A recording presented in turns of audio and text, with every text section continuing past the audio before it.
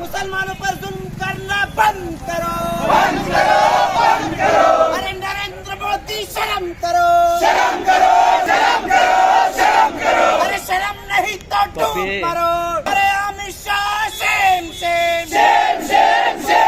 अरे बीजेपी सरकार शेम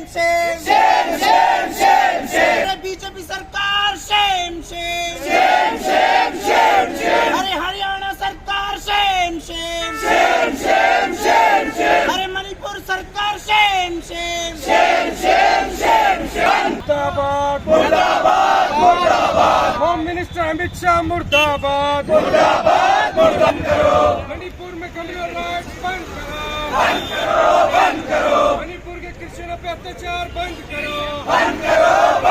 मैं कत्ल तो हो गया तुम्हारी गली में, लेकिन मेरे लहू से तुम्हारी दीवार भी गल रही है। Social democratic party of India पूरे रियासत भर में बीजेपी सरकार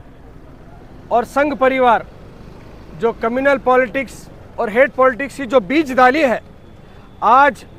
उसका नतीजा हम देख रहे हैं कि पूरे देश भर में ये आग लग चुकी है। इसकी वजह से मणिपुर में नस्लकुशी हो रही है क्रिश्चियनों की, हरियाणा में कम्युनल राइट्स होता जा रहा है, एडमिनिस्ट्रेटिव ऑफिसर्स, आरपीएफ ऑफिसर्स, कुछ पुलिस ऑफिसर्स, यहाँ तक कि उनके जहन में भी ये कम्युनल का जो कीड़ा है ऐसा पनप रहा है कि ड्यूटी में भी होकर वो कम्युनल हेट पॉलिटिक्स से काम करते जा रहे हैं। 100 साल पहले संघ परिवार जो ये बीज डाली थी, उसका आज हम नतीजा देख रहे हैं कि पूरे देश में ये आग लग चुकी है।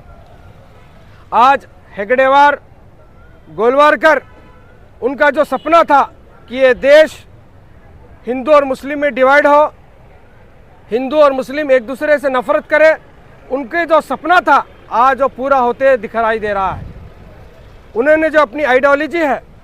और अपने राइटिंग्स में लिखा है कि अंग्रेज़ हमारे दुश्मन नहीं, इंडिया के मुसलमान,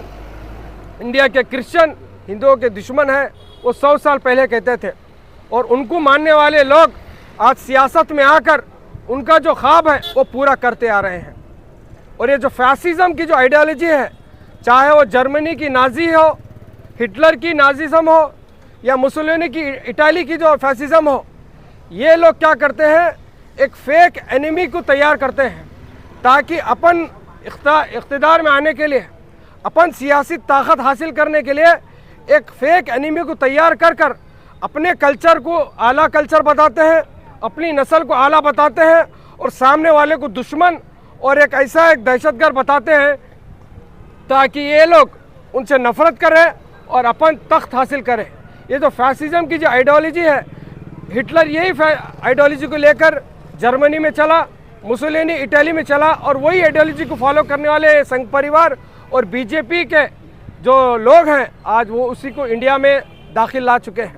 और उसी का परिणाम देखते हैं कि पूरे देश भर में इसी तरह के घटनाएं हर जगह आम हो चुके हैं। जिस तरीके से लगातार हम देख रहे हैं मुसलमानों पर, दलितों पर, क्रिश्चियनों पर जो लगातार जो हमले हो रहे हैं, मणिपुर के इशू के बारे में सब पूरी दुनिया जानती है और पूरा पार्लियामेंट जानता है, पूरा अपोजिशन पॉलिटिकल पार्टी इसके बारे में बात कर रहा है, इवन मीडिया भी, जो गोदी मीडिया जिसको हम कहते हैं, वो भी अब बात करना शुरू कर चुके हैं। लेकिन जो हरियाणा के अंदर जो लगातार वहां पर मुसलमानों की दुकानों को, मकानों को, उनके प्रॉपर्टी को, कारोबार को, मस्जिदों को जो हमला किया जा रहा है, जो जलाया जा रहा है, वहां पर एक इमाम को, 19 साल के इमाम को वहां पर मार दिया गया पुलिस के सामने। पुलिस वहां पर खड़ी हुई थी, उसके सामने वहां पर एक इमाम को मारा गया। अब तक 5 लोगों की डेथ हुई है और सैकड़ों लोग आज भी हॉस्पिटल में जख्मी पड़े हुए हैं। ये सब चीजें पुलिस के सामने हो रहा है। सरकार आंख खोलकर देख रही है, सरकार के नाक के नीचे हो रहा है ये सब कुछ हरियाणा के अंदर। उसके बाद जो आरपीएफ का ऑफिसर ट्रेन के अंदर जिस तरीके से वहां पर मुसलमान को ढूंढकर उनकी दाढ़ी और टोपी के नाम पर उनका नाम पूछकर उनको गोली मारता है, तो कितनी शर्म की बात है, कितनी शर्म की बात है। पार्लियामेंट में इसके बारे में चर्चा नहीं हो रहा, मुसलमानों की जान के बारे में कोई चर्चा नहीं हो रहा। वही मुसलमान जो इस देश के लिए, आज़ादी के लिए अपनी जान दिए हैं, इस देश के लिए सब कुछ दिए हैं, सब कुछ देने के बावजूद भी आज भी जिस पार्लियामेंट के अंदर ये बैठकर बात कर रहे हैं, उसी पार्लियामेंट के अंदर मुसलमानों के बारे में चर्चा नहीं किया जा रहा। तो हमें सोचना है इस बात को,